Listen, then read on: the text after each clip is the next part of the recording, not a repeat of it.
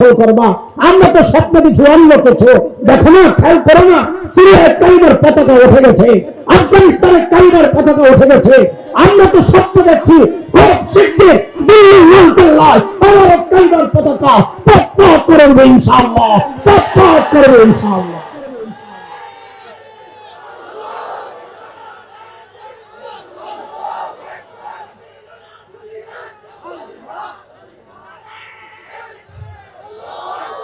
মুহতারাম হাজরিন, রক্ত কেন এই স্বাধীনতা, রক্ত দিয়েই রক্ষা করবো ইনশাআল্লাহ, যদি প্রয়োজন হয় ইনশাআল্লাহ। আমাদের ইতিহাসটা এমনই, আমাদের ইতিহাস পড়িরা সেই দেশে ঢোকা লাগে। ওলামায়ে দেওবন্দের ইতিহাস হচ্ছে, ওলামায়ে দেওবন্দের রক্ত যখন এই জমিন স্পর্শ করেছিল, ব্রিটিশ লাল কুত্তারা পালাতে বাধ্য হয়েছিল। ওলামায়ে দেওবন্দের রক্ত যখন আফগানিস্তানের জমিন স্পর্শ করেছিল, রাশিয়ার সব ভল্লুকেরা পালাতে বাধ্য হয়েছিল।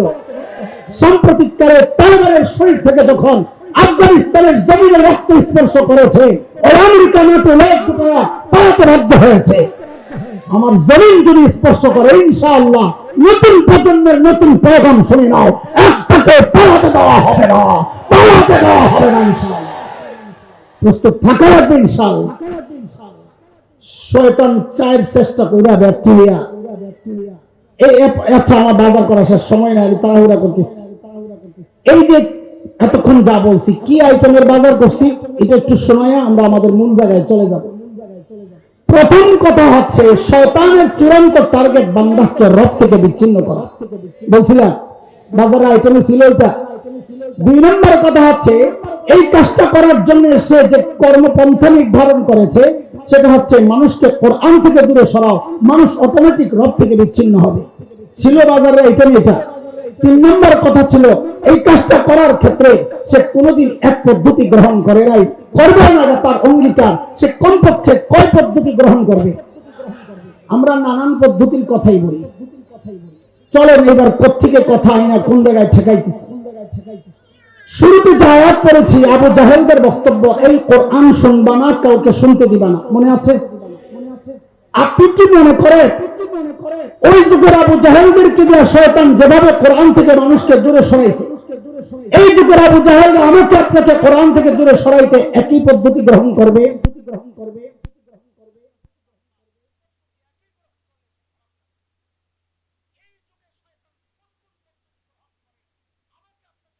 দূরে সরায় সময়ের আলেম হিসেবে আমাদের জিম্মেদারি আপনাদের চোখে আঙ্গুল দিয়ে দেখায় দেওয়া, এইটা হচ্ছে এই যুগে কোরআন থেকে দূরে সরানোর নতুন নতুন পদ্ধতি।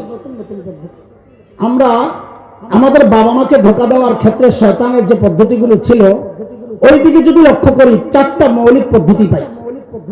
একটা হচ্ছে শেষটা, নেক্সট সুরতে ধোঁকা, মনে আছে? আল্লাহর কসম খায়া ধোঁকা দিছে, ওটার নাম দিছে কি? বলেন বলেন আমার সাথে বলেন, ওটার নাম কি? নেক্সট সুরতে ধোঁকা। প্রথম যেটা সেটা হচ্ছে অপব্যাখ্যার মাধ্যমে ধোঁকা, মাঝখানেরটা সেটা হচ্ছে অপপ্রচারের মাধ্যমে ধোঁকা, এরপরেরটা তিন নম্বরটা আমাদের সিরিয়ালে, যদিও আমরা শেষেরটা আগে আনছি, নেক্সট সুরতেরটা। তিন নম্বরটা হচ্ছে লোভ দেখায়া মানুষকে বিভ্রান্ত করা, লোভ দেখায়া দিন থেকে দূরে সরানো। এই চারটা পদ্ধতি ছিল মৌলিক পদ্ধতি শয়তানের। আপনি দেখেন এই সমাজের দিকে তাকায়া, এখন এই সমাজে কোরআন বিরোধীরা, ইসলাম বিরোধীরা শয়তানের রেখে যাওয়া ওই মৌলিক চারটা পদ্ধতি গ্রহণ করে আমাকে আপনাকে কোরআন থেকে দূরে সরানোর চক্রান্ত মেতেছে। আমি একটা একটা করে একটু আপনাদেরকে দেখাই, খুব সময় নেই, অল্প অল্প করে আমি আগে যাবো, খালি ধরনটা একটু বোঝাইয়া দিতে চাই। প্রথম পদ্ধতি নেক্সট সুরতে ধোঁকা আছে, এই সমাজে আছে নেক্সট সুরতে ধোঁকা। কি ইয়া সুন্দর দাড়ি, মাশাআল্লাহ, কি চমৎকার চেহারা, সুবহানাল্লাহ, কি চমৎকার পাগড়ি, সুবহানাল্লাহ, বিশাল খানদানের মাশাআল্লাহ সন্তান। ধোঁকা একটা দাও উম্মতকে কোরআন থেকে দূরে সরাইতে, সেটা কি? সেটা হচ্ছে কোরআন অর্থ না বুঝে পড়লে সওয়াব তো হবে না, উল্টা ওয়াজিব তরকের গুনাহ হবে। খেয়াল করে, বড় স্পর্শকাতর, না বুঝলে পরে আফসোস করবেন। আমাদের কি, আমাদের দায়িত্ব আপনাদেরকে বুঝাইয়া দেওয়া, গ্রহণ করা না করা আপনাদের বিষয়। অর্থ না বুঝে কোরআন পড়লে সওয়াব তো হয় না, উল্টা গুনাহ হয়। এই ফতোয়া যদি সামাজিক ভাবে এস্টাবলিশ করা যায়, এই দেশের অধিকাংশ, দেশ না সারা দুনিয়ার অধিকাংশ মানুষ কোরআন থেকে দূরে সরে যাবে। কেমনি বলে হুজুর, কেমনি কইলেন এই কথা? তো শুনে, আলেম ছাড়া আপনারা যারা আছেন দেখে হাত উঠান তো। আলেম না, আলেম না, আলেম ছাড়া, মাদ্রাসাওয়ালা না যারা, তারা হাত উঠান। অনেকে বুঝেন নাই আপনারা আলেম, তো হাত উঠান না কেন? যে আলেম না সে হাত উঠান। মাদ্রাসায় পড়েন নাই এমন যারা হাত উঠান, মাশাআল্লাহ সংখ্যা কম না, হাত নামা। আপনাদের মধ্যে সূরা কাউসার জানেন কে কে? হাত উঠান। ইন্না আতাইনাকাল কাউসার, মাশাআল্লাহ প্রায় সবাই জানেন না? মাশাআল্লাহ। দেখেন তো, অর্থ না বুঝে কোরআন পড়লে সমস্যাটা কি দেখেন আপনি। এখানে একটা শব্দ আছে, ইন্না শানি আকা হুয়াল আবতার। আলেমরা আবার জবাব দিয়ে দিয়েন, আমি ওই যে সাধারণদেরকে পরীক্ষা নিচ্ছি। বলেন শানি আকা মানে কি? বলেন, যারা সূরা কাউসার জানেন আপনাদের মধ্যে একজন বলেন তো শানি আকা মানে কি? বলেন। তার মানে কি বুঝছেন?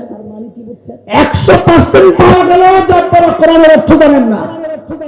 এই আপনি যদি এই ফতোয়া গ্রহণ করেন যে অর্থ না বুঝে পড়লে গুনাহ হবে, তা আপনি বলবেন আমার আর সূরা কাউসার পড়ার দরকার নাই, আমি তো অর্থ জানি না, খামাখা গুনাহগার কেন হব? এই ফতোয়ার মাধ্যমে আপনাদের মতো সাধারণ মানুষকে কোরআন তেলাওয়াত থেকে দূরে সরানোর চক্রান্ত চলছে। কিন্তু ধোঁকাটা দিচ্ছেন এক সুরতে। কিন্তু এখন বলেন তো, আসলে অর্থ না বুঝে কোরআন পড়লে সওয়াব হয় কি হয় না? হয়, হয়। দলিল, ওলামাদের কাছে দলিলের অভাব নাই। অনেক ক্রিটিক্যাল দলিল আছে যেগুলো আপনারা বুঝবেন না। একটা সাদাসিধা দলিল আপনাদেরকে শোনাই। নবী আলাইহিস সালাম বলেছেন, মান ক্বারা হারফান মিন কিতাবিল্লাহ ফালাহুল হাসানাহ ওয়াল হাসানাতু বিআশরি আমসালিহা। যে ব্যক্তি আল্লাহর কালামের একটা অক্ষর পড়বে, আল্লাহ তাআলা তাকে 10টা নেকি দিয়ে দিবেন। সুবহানাল্লাহ, বাড়িতে যায় বললে হয় না? থাক থাক। অক্ষর একটা, নেকি কয়টা? এজন্য সবাই একসাথে, অক্ষর একটা, নেকি কয়টা? এই হাদিসে নবী বলে, আমি বলি না আলিফ লাম মিম একটা অক্ষর, এটা আমি বলি না, বরং আমি বলি আলিফ হরফুন, লাম হরফুন, মিম হরফুন। আলিফ এক অক্ষর, লাম এক অক্ষর, মিম এক অক্ষর। এবার আপনারা বলেন তো অক্ষর কয়টা হইল? আলিফ লাম মিম অক্ষর কয়টা? সবাই বলেন তো অক্ষর কয়টা? তাহলে হাদিস থেকে কি বুঝছেন আপনারা বলেন। আমরা ফতোয়া দেব না, আমরা অর্থ বলুন না। আলিফ পড়লে কয় নেকি? হ্যাঁ। লাম পড়লে কয় নেকি? মিম পড়লে কয় নেকি? আমি একসাথে পড়ি, সংখ্যা আপনারা বললেন। আলিফ লাম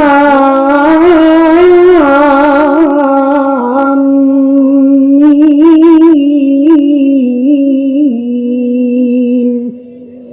কয় নেকি? আরো জোরে, আরো জোরে। কয় নেকি? ধরবে তোর পিসাব যে কয় অর্থ না বুঝে পড়লে সওয়াব হয় না, অথচ হাদিস থেকে আমরা বুঝলাম আলিফ লাম মিম পড়লে 30 নেকি হয়। এটা তো সহজ অর্থ বোঝা যায়। তাহলে তোর পিসাবে কতটা তুই কো আলিফ লাম মিমের অর্থটা কি? যদি না থাকে তো সওয়াবে লেগে থাকে। পারবেন না ধরতে? কথা বলে না, পারবেন না ধরতে? এই ফতোয়া যারা দিবে তার অনুসারীদেরকে ধরবে, মসজিদে মসজিদে ধরবে। যে মানুষকে বিভ্রান্ত করার জন্য তোর পীর যে ফতোয়া দেয়, এখন আমাদেরকে জবাব দে। আলিফ লাম মিম পড়লে হাদিস বলে 30 নেকি হয়, তোর বিশ্বাস কর অর্থ না বুঝলে সওয়াব হয় না। তাহলে আলিফ লাম মিমের অর্থ আসলে করতে না, জবাব দে। আমরা মসজিদের কাজ করতাম করতে পারি না। পারবেন না বলতে? কে কে পারবেন দেখি তো? মাশাআল্লাহ, আল্লাহ তুমি কবুল করো। এটা হলো একটা উদাহরণ দিলাম, নেক্সট সুরতে ধোঁকা। সময় কম, তাড়াহুড়া করতেছে। 2 নম্বর অপব্যাখ্যার মাধ্যমে ধোঁকা। অপব্যাখ্যা, এইটার উদাহরণের অভাব নাই রে ভাই।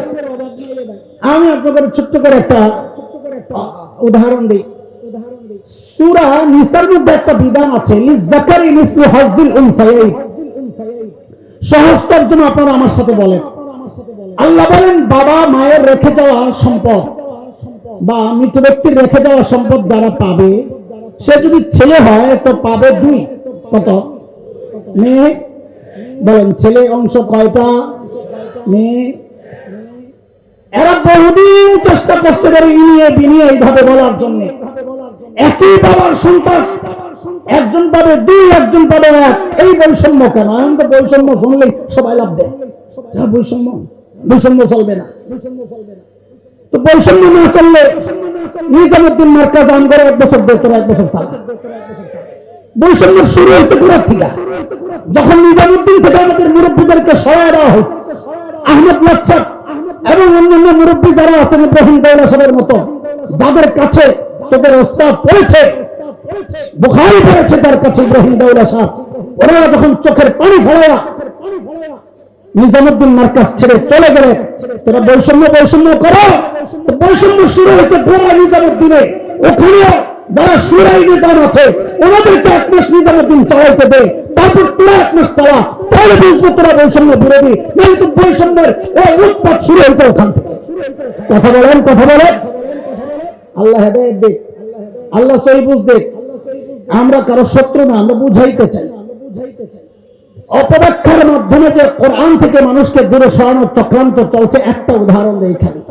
বলেন, ছেলে পাবে, মেয়ে পাবে? সবাই বলেন তো, ছেলে মেয়ে। আল্লাহ ছেলেকে ভাগ দিয়েছেন কয়টা? মেয়েকে কয়টা? বৈষম্য। বহুদিন পর্যন্ত বৈষম্য বৈষম্য বলে দেখা যায় মার্কেট পায় না। তো একটা নতুন শব্দ বানাইছে, প্যাকেটটা পাল্টাইছে আর কি। ওই শব্দের নাম কি? সমান অধিকার। নাম দিয়েছি কি? কি সমান অধিকার যখন বলছে না, বহু মুসলমান বিভ্রান্ত হয়ে গেছে। আমার এক মুসল্লি আমারে বলে কি, হুজুর যাই বলেন না এই বিধানটা না আমার কেমন কেমন জানি লাগে। আমি মুখের উপর বলে দিছি, আপনার ইমানটা লয়েও আমার কেমন কেমন জানি লাগে। কেন? কারণ কোরআনে আল্লাহ সূরা আহজাব আয়াত 36 আল্লাহ স্পষ্ট বলেছে, মা কানা লিমুমিনিন ওয়ালা মুমিনাহ ইযা কাদাল্লাহু ওয়া রাসূলুহু আমরা আন ইয়াকুনা লাহুমুল খিয়ারাতু মিন আমরিহিম। আল্লাহ আল্লাহ রাসূলের ফয়সালা আসার পর কোন কেমন কেমন লাগে বলা যাবে না। এই সিদ্ধান্ত কার? তারপরেও আপনাদের একটু কেমন কেমন যেন না লাগে, তার জন্যই তো ওলামায়ে কেরাম, দিল পরিষ্কার করার জন্যই তো ওলামায়ে কেরাম। তো আমার সাথে একটু খেয়াল করে, আল্লাহ ছেলেকে ভাগ দিয়েছেন। এটা বলার বুঝার আগে আরেকটা জিনিস বুঝেন। আমাদের ছোট ভাই হযরত মাওলানা নিয়ামতুল্লাহ আমিন হাফিজাহুল্লাহ মাদ্রাসার বাজার করা, ভালো করে বুঝেন। বোর্ডিং ম্যানেজারকে জিজ্ঞেস করছেন, হুজুর কত লাগবে আজকে? হুজুর 5000 হইলে চলবে।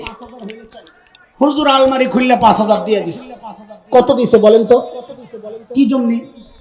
আরে কথা বলা লাগবে। কি জন্য? ভাইয়ের মতো ছোট্ট একটা আছে, ভাই যেমন ছোটকালে আসিল দুষ্ট, ওইটাও ওইরকম। কাব্য আমি বাজারে যাইতে চাই, তো যাও হুজুরে বলছে, হুজুর আরে বাজারে নিয়ে যান তো। এমন দেয় যে কেমন জানি মোড়ামোড়া করে, মোড়ামুড়ি দেয়। তো বাবা মা সন্তানের স্বভাব সম্পর্কে সবচাইতে ভালো জানে। ভাই বুঝছে ও কেন মোড়াইতেছে। পকেট থেকে একটা 100 টাকা কচকচে নোট বের করে দিস, বাজার যাও মজা খেও। কি জন্য দিছে? কথা কও, কি জন্য দিছে? মজা খাইতে। বলেন না আমার সাথে শব্দটা বলেন তো, মজা পাইবেন। কি খাইতে? যেই 100 টাকা দিছে বলা এমন এক 360 ডিগ্রি বলে না, এমন কিসে রাষ্ট্র টিসে বলবি তো কারো একশো নেবো না। কত লাগবে? তো বলে 5000 দিবা। কত? কেন? তো হুজুরে 5000 দিছো। কারো হুজুর তো বাজারে যাবে, কারো তো বাজারে যাবো, সমান অধিকার। এখন আপনারা বলেন এই দাবিটা যৌক্তিক না শিশু সুলভ পাগলামি? বলেন এটা যৌক্তিক দাবি না পাগলামি? বলেন আমার সাথে, এটা বারবার বলেন, যৌক্তিক না পাগলামি? কেন পাগলামি? ওরই বাজার করবে, তোরে দিছে 100 কি জন্যে? কি জন্যে? এইবার বুঝেন, আল্লাহ ছেলেকে ভাগ দিছেন কয়টা? দায়িত্ব দিছেন 4টা। বলেন কয়টা? আল্লাহ মেয়েকে ভাগ দিছেন 1টা। দায়িত্ব এই ছেলে মেয়ে বাচ্চারা, মুরব্বীদের বলার দরকার নাই। আমি যেভাবে বলি ওইভাবে বলবা, যেন ওই সংশয়বাদীদের কলিজায় যায় খোঁচা লাগে। আল্লাহ মেয়েদেরকে ভাগ দিছেন কয়টা? দায়িত্ব 0। দায়িত্ব আমি এমনি বলছি, সিফত মাখরাজ সব ঠিকঠাক মতো আদায় করে বলবা। আল্লাহ মেয়েরে ভাগ দিছেন কয়টা? দায়িত্ব জিরো। আল্লাহ ছেলেরে ভাগ দিয়েছেন কয়টা দায়িত্ব, মেয়েরে ভাগ দিয়েছেন কয়টা দায়িত্ব? ছেলেরে ভাগ দুইটা, দায়িত্ব চারটা। কেমনে? ও ছেলে, তুমি যদি স্বামী হও তো স্ত্রীর ভরণ পোষণের দায়িত্ব তুমি স্বামীর। ও ছেলে, তুমি যদি বাবা হও তো কন্যার ভরণ পোষণের দায়িত্ব তুমি বাবার। ও ছেলে, তুমি যদি সন্তান হও তো মায়ের ভরণ পোষণের দায়িত্ব তুমি সন্তানের। ও ছেলে, তুমি যদি ভাই হও তো বোনের ভরণ পোষণের দায়িত্ব তুমি ভাইয়ের। বলে দায়িত্ব কয়টা, ভাগ কয়টা? ভাগ কয়টা দায়িত্ব? আল্লাহ মেয়েকে ভাগ দিয়েছেন কয়টা দায়িত্ব? জিরো। কেন? ও মেয়ে, তুমি যদি স্ত্রী হও তো তোমার ভরণ পোষণের দায়িত্ব তোমার স্বামীর। ও মেয়ে, তুমি যদি মা হও তো তোমার ভরণ পোষণের দায়িত্ব তোমার সন্তানের। ও মেয়ে, তুমি যদি কন্যা হও তোমার ভরণ পোষণের দায়িত্ব তোমার বাবার। ও মেয়ে, তুমি যদি বোন হও তোমার ভরণ পোষণের দায়িত্ব তোমার ভাইয়ের। আবারও বলে ভাগ কয়টা, ভাগ কয়টা দায়িত্ব? বলে ভাগ নাই, ভাগ আছে কিন্তু দায়িত্ব নাই। তো ভাগ কেন দিচ্ছেন? তো মজা খাইতে। বলেন না, বলেন না কি খাইতে?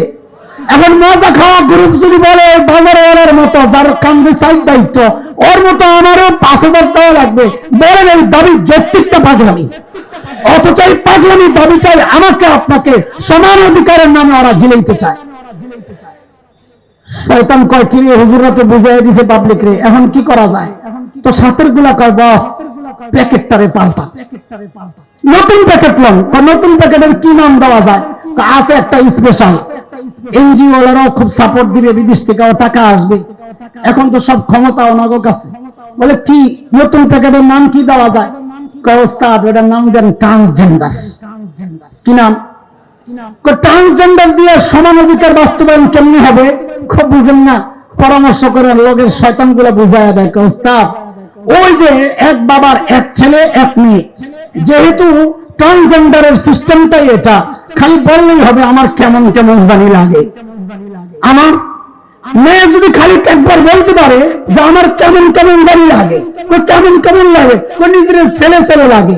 অথচ আল্লাহ বলতেছেন আমি যা বানাইছি ফাআকিম ওয়াজহাকা লিদ-দীনি হানিফা ফিতরাতাল্লাহিল্লাতী ফাতারান নাস আলাইহা লা তাবদীলা লিখালকিল্লাহ। তোর কেমন কেমন লাগলে কি হবে?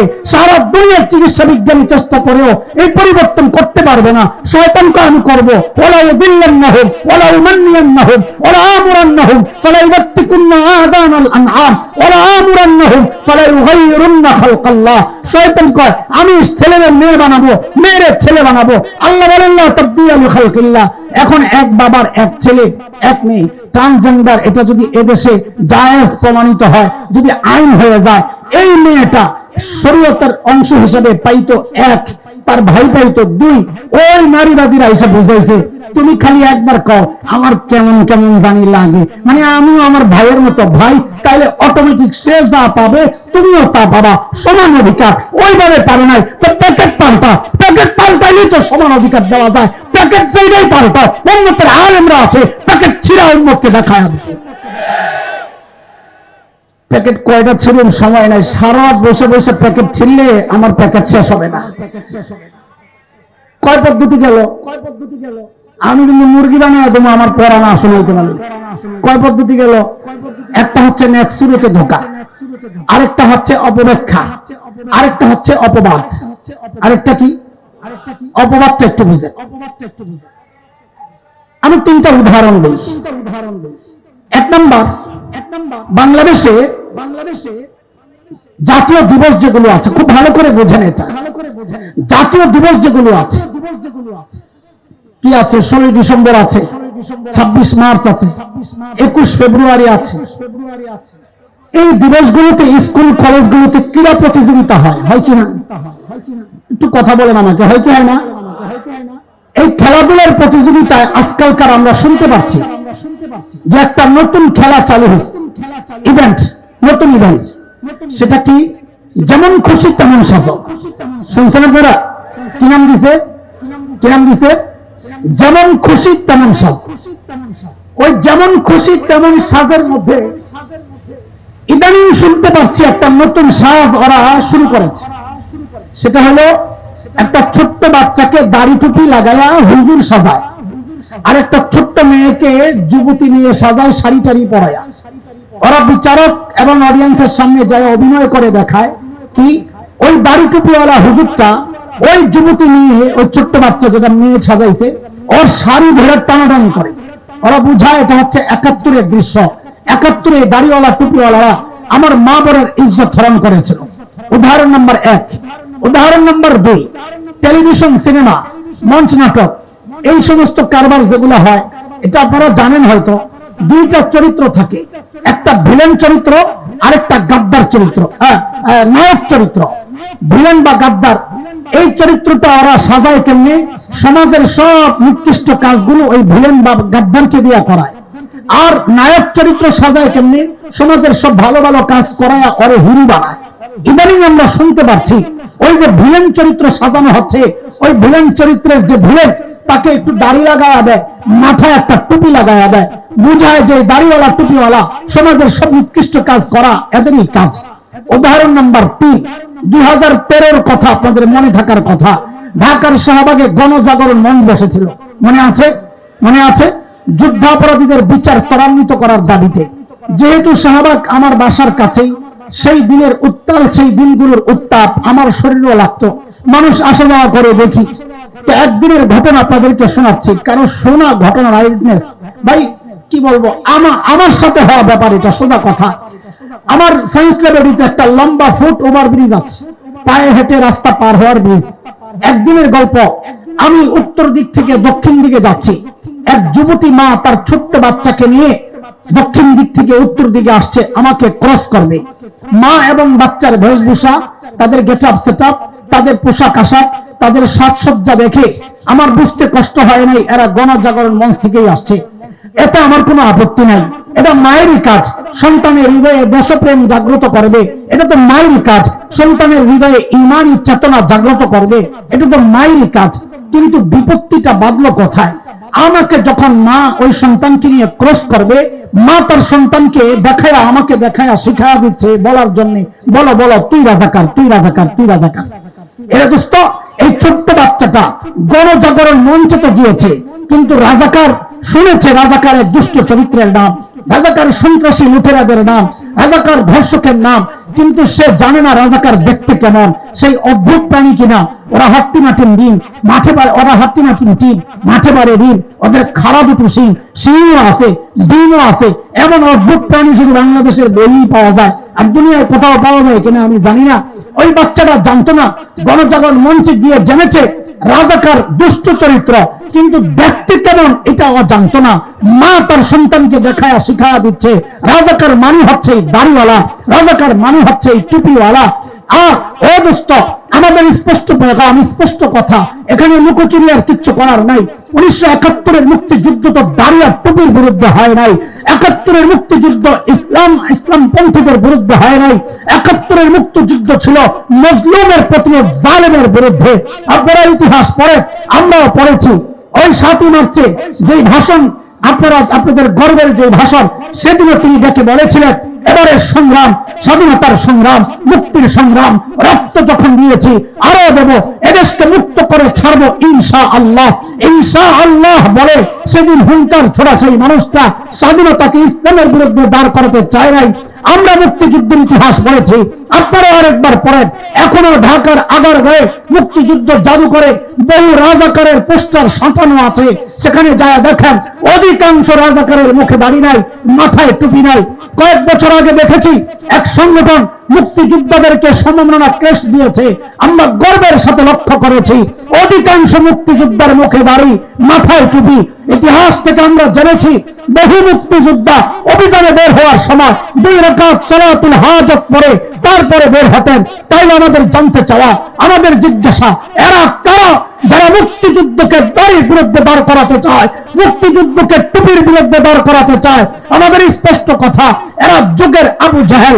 ওই যুগের আবু জাহেলরা ডাইরেক্ট বলতো লা তাসমাউ লিহাযাল কুরআন ওয়ালগাউ ফি, কোরআন শুনবা না, কাউকে শুনতে দিবা না।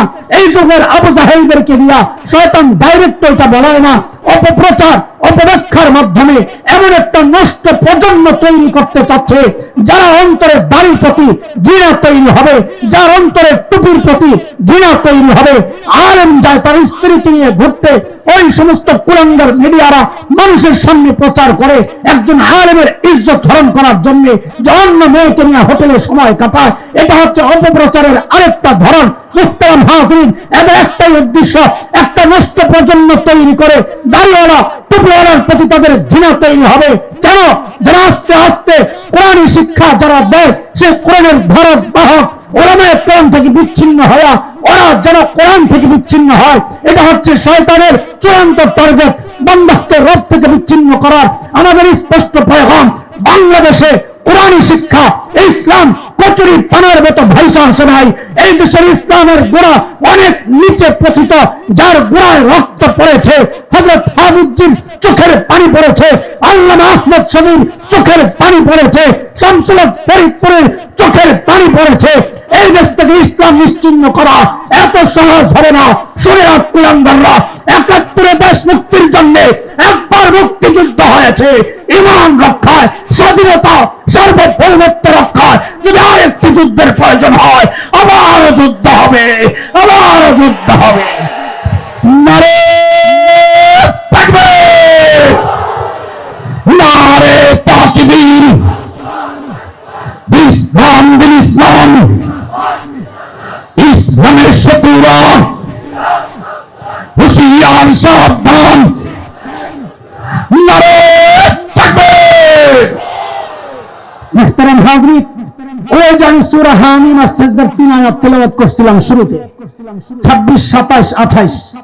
প্রথম আয়াতে কাফেরদের কথা বলা হয়েছে, দ্বিতীয় আয়াত এবং তৃতীয় আয়াতে আল্লাহ কাফেরদের বক্তব্যের জবাব দিচ্ছেন। কি বলে? আল্লাহ বলছেন, فَلَنُذِيقَنَّ الَّذِينَ كَفَرُوا عَذَابًا شَدِيدًا وَلَنَجْزِيَنَّهُمْ أَسْوَأَ الَّذِي كَانُوا يَعْمَلُونَ ذَلِكَ جَزَاءُ أَعْدَاءِ اللَّهِ النَّارُ لَهُمْ فِيهَا دَارُ الْخُلْدِ جزاء بما كانوا بآياتنا يجحدون। আল্লাহ কাফেরদের বক্তব্যের জবাবে বলছেন, فَلَنُذِيقَنَّ الَّذِينَ كَفَرُوا عَذَابًا شَدِيدًا। কোরআনের বিপক্ষে যারা দাঁড়াবে ওই কাফেরদেরকে আমি অবশ্যই অবশ্যই কঠিন শাস্তি ভোগ করাবো। আজকে ফ্যাসিস্টদের পলায়ন এবং পরাজয়ের অন্যতম কারণ আপনারা বলে থাকে বৈষম্য বিরোধী ছাত্র আন্দোলন। আমরা এটাকে অস্বীকার করছি না, আমরা কারোর চেষ্টা প্রচেষ্টাকে খাটো করতে চাই না, কারো কৃতিত্ব অস্বীকার করতে চাই না। কিন্তু আপনাদেরও মনে রাখা দরকার, পেট শুধু ভাতের আখেরি লোকমা, শেষ লোকমা দিয়েই পেট ভরে না। বৈষম্য বিরোধী ছাত্র আন্দোলনের জালেমদের পতনের শেষ লোকমা ছিল, প্রথম লোকমা তো শুরু হয়ে গেছে যেদিন সাপ্তাহে গণহত্যা চালানো হয়েছিল। ওইটা ছিল প্রথম লোকমা। আল্লাহর নবীর দুশমনদের বিরুদ্ধে উলামায়ে কেরাম যখন গর্জে উঠেছিলেন, সেই নবীর আশিকদেরকে যারা সেদিন রক্তাক্ত করেছে, আল্লাহ তাদেরকে রক্তাক্ত হওয়ার ব্যবস্থা করেছেন। অদুষ্ট উলামায়ে কেরাম রক্তাক্ত হয়েছে, পালায় নাই। যাই জুলুম সয়েছে, পালায় নাই। কারণ উলামা পালানোর সেই গ্রুপের লোক না, তারা তো সেই নবীর উম্মত যিনি হুনাইনের যুদ্ধে ময়দানে যখন একটু একা হয়ে গেছিলেন, কয়েকজন সাহাবী ছিল পাশে। আল্লাহ নবী সেদিন হুঙ্কার দিয়ে বলেছিলেন, আনা নবিয়্যু লা কাযিব, আনা ইবনু আব্দুল মুত্তালিব, আমি আব্দুল মুত্তালিবের সন্তান, বংশীয় ভাবে আমাদের যে ঐতিহ্য, আমরা পালনের লোক না। নবী সত্য, আমি পালনের লোক না। সেই নবীর উম্মত হিসাবে আমরা বলতে চাই, আমরা পালাই নাই। আলেমরা যে জুলুম সয়েছেন, রক্ত দিয়েছেন, পালান নাই। জালিমরাই পালায়া যায়, জালিমদেরকে আল্লাহ ছাড় দেন, ছেড়ে দেন না। নমরুদকে সুযোগ দিয়েছেন, আখের